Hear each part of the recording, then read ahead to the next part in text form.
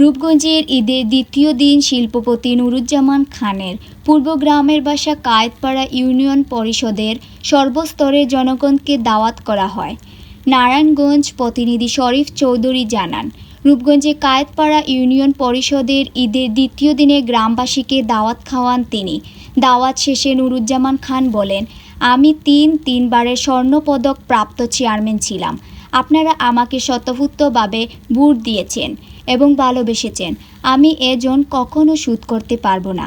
দাওয়াতে উপস্থিত ছিলেন কায়েতপাড়া ইউনিয়ন পরিষদের সাবেক স্বর্ণপদক প্রাপ্ত চেয়ারম্যান, কায়েতপাড়া ইউনিয়ন বিএনপি সাধারণ সম্পাদক অ্যাডভোকেট গুলজার হোসেন, নারায়ণগঞ্জের স্বেচ্ছাসেবক দলের সিনিয়র যুগ্ম আহ্বায়ক রফিকুল ইসলাম রফিক সহ অন্যান্য ব্যক্তিবর্গ উপস্থিত ছিলেন।